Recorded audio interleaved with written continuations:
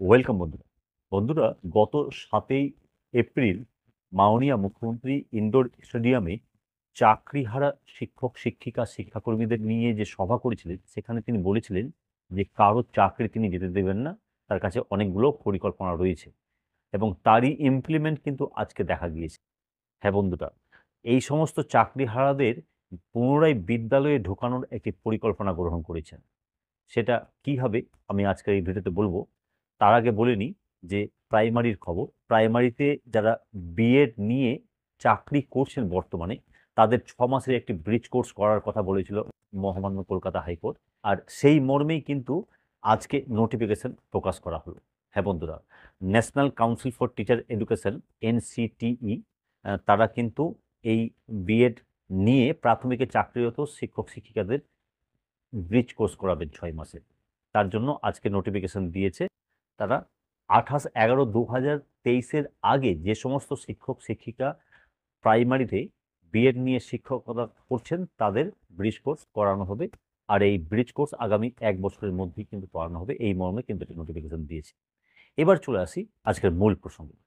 বন্ধুরা, আপনারা সবাই জানেন যে বর্তমানে 2016 প্যানেল থেকে প্রায় 26,000 চাকরিরত শিক্ষক শিক্ষিকা শিক্ষাকর্মীদের চাকরি আর নেই। আর তাদেরকে কিভাবে নিয়োগ করতে হবে এ নিয়ে কিন্তু সরকারের যথেষ্ট মাথা ব্যথা রয়েছে, যা আপনারা বিভিন্নভাবে বুঝতে পারছেন। অন্যদিকে যাদের চাকরি চলে গেছে তারাও কিন্তু আজ রাজ্যের বিভিন্ন জেলার ডিআই অফিসগুলোতে বিক্ষোভ প্রদর্শন করেছেন, এমনকি তাদের উপর লাঠিচার্জও হয়েছে, যা কখনোই কাম্য নয়। তো যাই হোক, এর মধ্যেই কিন্তু একটি ঘটনা ঘটেছে, সেটা হচ্ছে এই সমস্ত চাকরিহারাদের রিপ্লেসমেন্ট করার একটি খবর।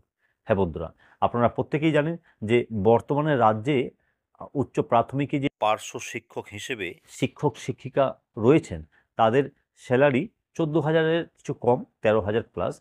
আর তারা এই স্যালারিকে বাড়ানোর জন্য দীর্ঘদিন ধরে আন্দোলন করে যাচ্ছেন, এমনকি বিভিন্ন সময় বিভিন্ন জায়গায় মারও খেয়েছেন। তা সত্ত্বেও সরকারের কিন্তু টনক নড়েনি।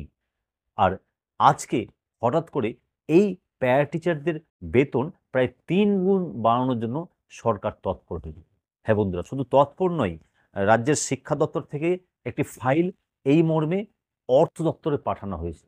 যদিও এই নিয়ে শিক্ষা সচিব বা অর্থ সচিব মুখে কুলুপ এঁটেছেন, তারা কোনো কথাই বাইরে লিক করতে চাননি, হয়তো উপর মহলের আদেশ আছে। কিন্তু এই ঘটনাটা সত্য। হ্যাঁ বন্ধুরা, শিক্ষা দপ্তর থেকে অর্থ দপ্তরকে বলা হয়েছে যে যদি প্যারা টিচারদের বেতন 3 গুণ বাড়িয়ে দেওয়া হয়, অর্থাৎ 13K প্লাস থেকে 3 গুণ, মানে প্রায় 40K, তাহলে রাজ্যের অর্থ ভাণ্ডারে কতটা চাপ পড়বে এই বিষয়টি খতিয়ে দেখার কথা বলা হয়েছে। আর এই সমস্ত ঘটনা ঘটেছে একমাত্র চাকরিহারাদের রিপ্লেসমেন্ট করার। হ্যাঁ বন্ধু, আগামী 26-এ কিন্তু বিধানসভা ভোট রয়েছে। তাই ভোটের আগে এই চাকরিহারাদের কর্মসংস্থান করার জন্য রাজ্য সরকার একটি উদ্যোগ নিয়েছে যে যদি তাদের নিয়োগ দিতে না পারে, মানে পরীক্ষার মাধ্যমে, তাহলে প্যারা টিচার হিসাবে নিয়োগ দেওয়া যায় কিনা এই বিষয়ে কিন্তু তারা তৎপর হয়েছে। তবে এই বিষয়টি চূড়ান্ত করার আগে কিন্তু তারা তাকিয়ে রয়েছে সুপ্রিম কোর্টে পর্ষদের করা গত 3 তারিখ সুপ্রিম কোর্টের দেওয়া আদেশের ব্যাখ্যার হেয়ারিং এর উপর। হ্যাঁ বন্ধুরা, গতকাল পর্ষদ সুপ্রিম কোর্টে গিয়ে সুপ্রিম কোর্ট যে জাজমেন্ট দিয়েছিল 3 তারিখ, সেই জাজমেন্টের ব্যাখ্যাতে একটি আবেদন করা হয়। আর সেই আবেদনের হেয়ারিং কিন্তু চলতি মাসের মাঝামাঝির দিকে হওয়ার একটা প্রবল সম্ভাবনা রয়েছে, সম্ভবত 17 তারিখের দিকে। তাই এই হেয়ারিংটা দেখে তারপরে ফার্দার নেক্সট স্টেপ নিতে চাইছে রাজ্য সরকার, এমনটাই কিন্তু আমরা খবর পাচ্ছি। তো যাই হোক, কি ঘটে পরবর্তীতে অবশ্যই আমরা চোখ রেখেছি। যে কোনো ধরনের খবর পেলেই আপনারা এই চ্যানেল পেয়ে যাবেন, তাই চ্যানেলটি সাবস্ক্রাইব করে পাশে বেল আইকন প্রেস করে অল। দেখা হচ্ছে পরবর্তী